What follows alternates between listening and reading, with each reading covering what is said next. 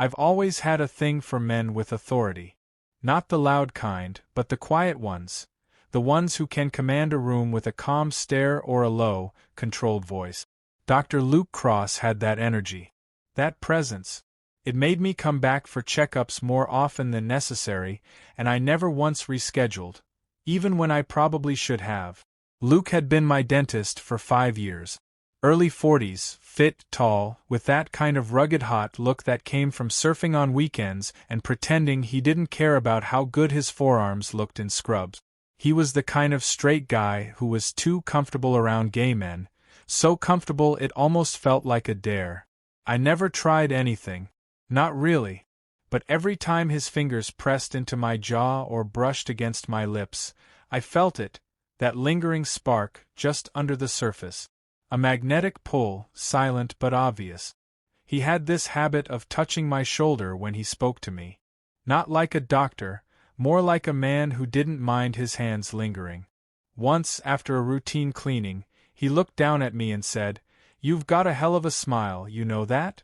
I said thank you. I didn't ask if he said that to everyone.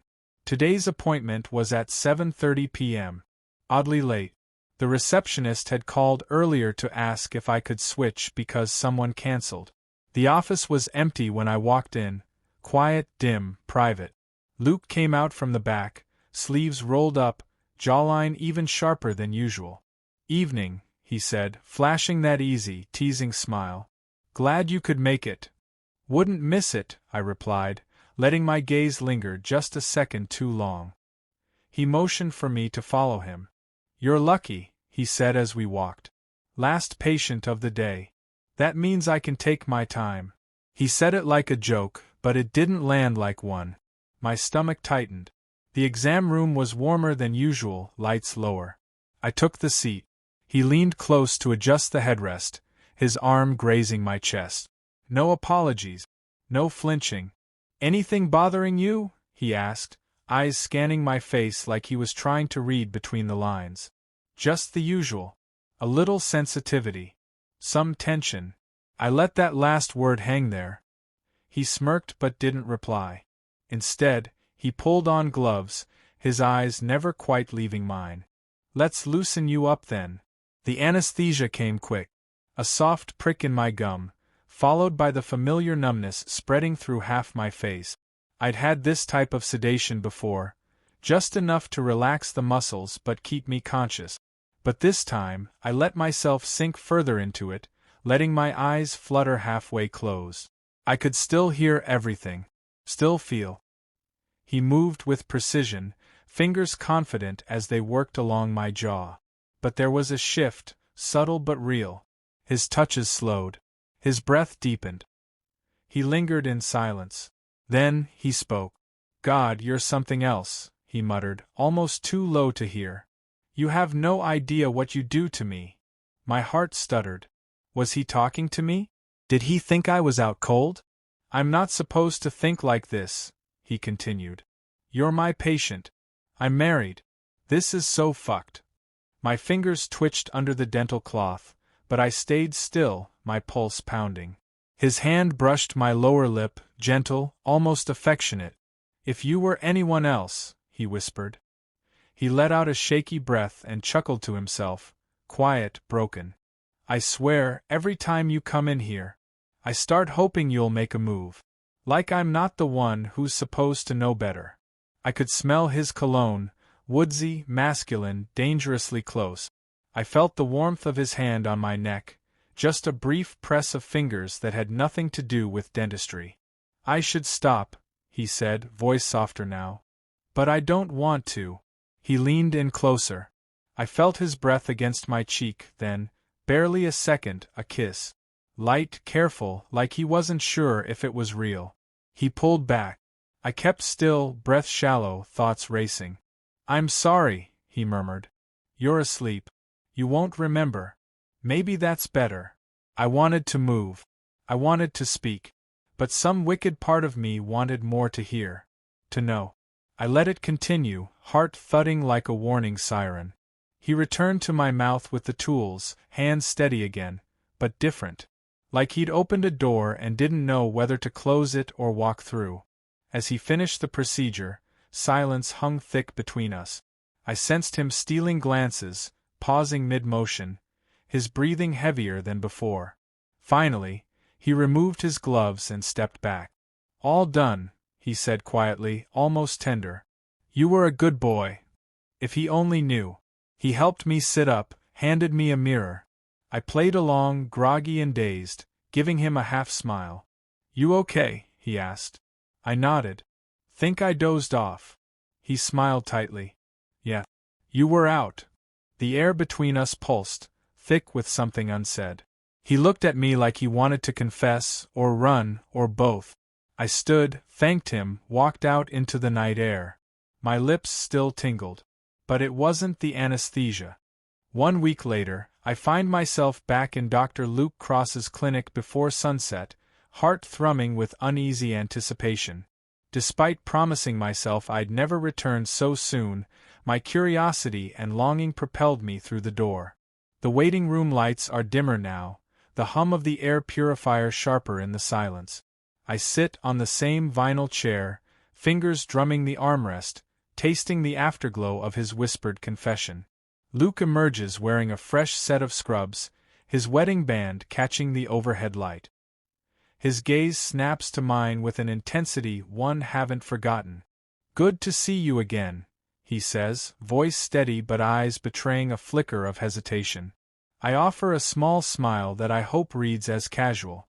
Inside, I'm trending toward recklessness, fueled by the memory of his breath against my cheek. He leads me into the exam room, draping a paper bib over my chest. My pulse races when his fingers brush my clavicle as he secures it. The contact is deliberate, electric. I lean back in the chair, this time voluntarily, reveling in the vulnerability that he seems to savor. Every inch of space between us crackles. He readjusts the overhead lamp, and I catch the set of his jaw when he notices my widened pupils. Instead of the routine chatter about flossing, he pauses, then asks, "How have you been since last time?" His tone is carefully neutral, but the question carries unspoken weight. I answer truthfully, "Restless." He nods, gloves snapping on. "Me too," he murmurs. The words hang in the air like a dare. Instruments in hand, he begins the exam, but his movements feel less clinical and more intimate. The mirror in my mouth shifts. I see only his eyes reflected back at me, dark pools of conflict. As he scrapes gently along my gums, I sense a change in rhythm. His strokes slower, more intentional. I let my hand drift to the armrest, toes curling. He exhales sharply, and I hear him whisper beneath his breath, "You're driving me insane." The admission is ragged, earnest. My chest tightens. He pauses, lifting the scaler away from my teeth. His gloved hand comes to rest on my jaw, thumb ghosting over my cheekbone. "I shouldn't," he breathes. "I can't." The tension in his voice fractures into a crack of vulnerability. My heart threatens to betray me in its pounding. Then his other hand lifts the dental drape, exposing the side of my face. He leans in, nostrils flaring, scent of cedar and sweat drifting to me. His lips brush my temple, a feather-light caress that sears more than any kiss I've felt. My breath hitches. I writhe against the straps, craving more. He pulls back, heart racing, and glances toward the door as if he expects interruption. Satisfied the hallway remains empty, he returns to my lips with deliberate intent, soft at first, then harder, pressing me into the chair. The thrill of forbidden contact jolts me awake. I taste the faint tang of latex mixing with his warm breath. Between kisses, he mumbles, "I never thought I'd do this." His words tumble out in a rush. "I've been lying to myself, to her, to you." He brushes his hand through his hair, anxiety and desire warring in his posture. "I'm married. I love her, or I thought I did, but with you." My cheek tingles where his lips trailed. I force myself to speak, voice steady. "Then tell me what you want." The question hangs like a challenge. He freezes. His confession emerges in hurried fragments. He admits nights spent replaying our last encounter, mornings waking to guilt that tastes of ash. He confesses fantasies he never thought he'd voice, admits to staring at photographs of me on his phone in secret. I feel both exalted and complicit in his betrayal. His head dips toward my shoulder, breath hot against my neck. I should stop, he whispers. But I can't stay away from you. His gloved fingers tighten on my jaw, then drift down to entwine with mine on the armrest. The contact feels transcendent and taboo all at once. A sudden silence falls as he straightens, eyes searching mine for permission to continue. I nod imperceptibly. He leans in for one last kiss, longer, deeper, unapologetic. My body responds with instinctive hunger. In that moment, I know we've crossed an invisible boundary that neither of us can uncross. He steps back, snapping his gloves off with a sharp pop that echoes in the quiet room. The clinical facade recoils around us as he replaces instruments with practiced efficiency, though his hands tremble. I watch him polish my teeth as if nothing extraordinary has just occurred, but the lie feels too heavy. When he finishes, he exhales and meets my gaze. "You okay?" he asks softly. His voice is gentle, laced with both regret and longing. I trace the edge of the bib with my fingertip, breathing through the swirling tension. "I'm more than okay," I whisper. He helps me sit up, handing me a mirror. I study my reflection, eyes bright, cheeks flushed. He watches me as though trying to memorize every detail. Then, quietly, "I'll see you next week." His words tremble with promise and peril. I step toward the door, heart hammering, mind racing. As I reach the handle, I hear him call after me, "Don't disappear on me." I pause and look back. His silhouette stands in the half-light, a man torn between marriage vows and an irresistible desire. My pulse still echoes as I step into the corridor, knowing the consequences we've set in motion, and craving whatever comes next. I crack one eye open, and the first thing I see is the beam of the overhead lamp, sharp against the darkness of the room. Dr. Luke Cross freezes mid-stride, suction tube still hovering at my lips. His face tightens, pale under the clinical light. For a moment, neither of us moves, me, pinned by the straps of the dental chair, and him, caught between panic and desire. "You're awake," he breathes, voice brittle. His hands tremble slightly as he drops the tube onto the stainless tray. I sit up halfway, heart hammering, and let the paper bib rustle against my chest. "You said I was out cold," I say, forcing calm into my tone. His jaw clenches. I can almost see the gears turning behind his eyes. He steps back, scrub-clad shoulders hunched. I thought you were asleep," he stammers, gloved fingers hovering in the air. "God, I'm sorry. I shouldn't." His voice cracks, and the sterile arrogance of dentist falls away, revealing a man raw and unguarded. I drop my gaze for a beat, savoring the shift in power. When I look up again, I'm deliberate. "Luke," I say, using his first name for the first time outside my own head, "I heard everything." The word hangs between us like a challenge and an invitation. His eyes dart to the door, the window, anywhere but mine. He exhales, running a hand through damp hair. "I'm married," he whispers, as though confessing a crime. "I have a wife and 2 kids. I love them, or I did. But I can't stop thinking about you." His confession tumbles out in a rush. Nights spent replaying the feel of my skin under his fingers, mornings bloated by guilt, fantasies that left him breathless. My chest tightens at the unfiltered intensity. I push the chair back, rising on my elbows so I tower over him. "Then tell me," I say softly, voice low. "Tell me what you want." His pupils dilate. He swallows, as if gathering courage. He closes the distance in 2 swift steps, pressing his body flush against mine. The latex barrier between us dissolves in his fervent touch. His lips collide with mine, harder than before, urgent, insistent. My hands snake around his neck, pulling him closer, tasting the salt of confusion on his lips. We kiss as though every rule we've ever known is being rewritten. His tongue sweeps gently, seeking permission. I part my lips, granting it. In that moment, the scent of antiseptic and cedar shifts into the heady perfume of betrayal and release. My pulse races, each beat a reminder that we're dancing on a razor's edge. Luke's grip tightens at my waist, pressing me against him until I can feel the rigid outline of his wedding ring beneath his scrub top. He hesitates, pressing his forehead to mine. "I don't know how to do this," he murmurs. "I don't know what it means." His admission is a stark reminder of the life he's risking. I stroke his cheek, tracing the worry lines that weren't there before tonight. "It means you're alive," I whisper and kiss him again, slow, deliberate, defiant.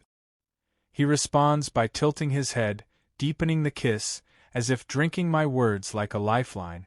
Finally, we break apart, breathless and trembling. He straightens his scrubs, suddenly aware of the instruments scattered around us. I adjust my bib and settle back into the chair, the world shifting beneath my fingertip. Luke looks at me with haunted eyes. "I have to finish," he says, voice resigned. He picks up the mirror and scaler, hands shaking but determined. "Then, we'll talk." I nod, the electricity between us crackling like static. As he works, each scrape of metal on enamel echoes the unspoken question, "What happens now?" I watch his reflection in the mirror, his conflicted expression, the flash of longing in his gaze. When he finally removes his gloves, the click of latex punctuates the silence. He wipes his hands on a towel, then offers me a small, rueful smile. "All done," he says. The casual professionalism feels impossible now. I let the chair lean back as he helps me up, our fingers brushing one last time. I glance at him, heart full of questions I can't yet ask. "See you next week?" I venture, tone light but laden with meaning. He meets my eyes and nods slowly, as if making a choice that will haunt him. "Yes," he replies, voice firm. "Next week." I step into the hallway, the door closing softly behind me. The fluorescent light flickers, and I feel the weight of what we've done, and what's yet to come. My breath catches at the thought of consequences, but anticipation overrides fear. I already know I'll be back. Dawn's pale light slipped through my blinds as I woke, the events of last night replaying in a relentless loop. My lips still tingled from Luke's kiss, and my chest felt too tight, as if the memory of his breath against my skin refused to loosen. When I reached for my phone, I hesitated, wondering if I should text him first, knowing he might be at home, tangled in the aftermath of his decisions. I finally tapped a quick message, "Morning." Then I stared at the screen, thumb hovering over send. I couldn't gauge whether he'd respond with warmth, guilt, or silence. After what felt like hours, my phone remained inert. I slid it beneath my pillow and dressed in jeans, splashing cold water on my face to shake off the haze of desire and regret. An hour later, I slipped into my car and drove to the clinic. The city was waking around me, commuters rushing by, neon signs fading in the morning sun.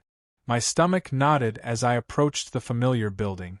I rehearsed what I'd say, though I had no clear idea whether I wanted an apology, reassurance, or perhaps nothing at all.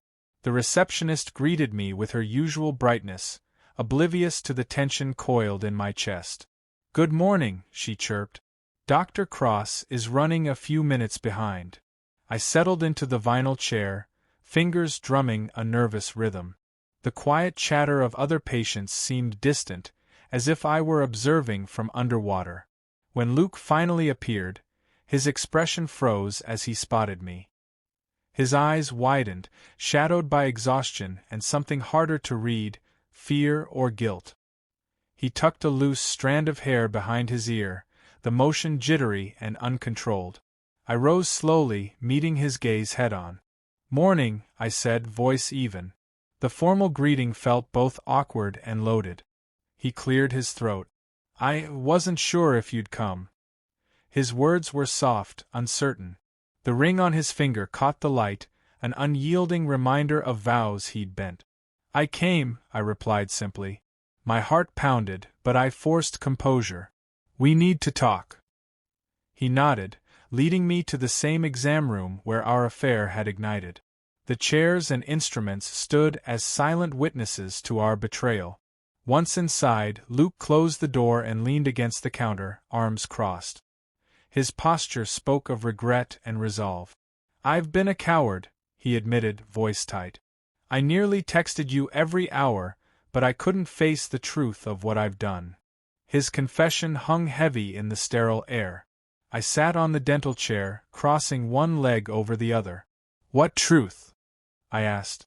His shoulders slumped. "That I've betrayed my wife, lied to her every time I thought of you. And I've betrayed you by pretending none of it mattered." His words cut deep. I felt both vindicated and wounded. He stepped closer, vulnerability raw in his gaze. "I don't expect forgiveness. I don't even know what I want anymore." My pulse thundered at the honesty in his voice. "Then figure it out," I said, surprising myself with the firmness in my tone. "Decide who you are and what you need." Silence stretched between us before he spoke again. "I've never felt more alive, and more ashamed." He reached for my hand and brushed his thumb across my knuckles. His touch was tender, haunted. My breath caught. "You deserve someone who's all in, Luke. Someone who isn't just a secret." Tears glistened in his eyes. "I know," he whispered. "I don't know if I can be that man." My chest tightened at the vulnerability in his admission. I stood and closed the small distance between us. "Then don't choose me," I said softly. "Choose honesty." He trembled as I leaned in and pressed my forehead against his. "Whatever happens next," I murmured, "you have to own it." His hands found my waist, pulling me closer. The vulnerability between us was as intimate as any kiss. We stood in that tight, silent moment, two men bound by desire and consequence. I pulled back, stepping toward the door. "I'll see you when I see you." My words were final yet open-ended. He nodded, swallowing hard. I walked out into the corridor, the door clicking softly behind me. Outside, the morning sun felt harsher, reality seeping in with its glare. I exhaled slowly, tasting both relief and longing. The consequences of our choices stretched ahead like an uncertain road, but at least, for the first time, we were both awake to where it might lead.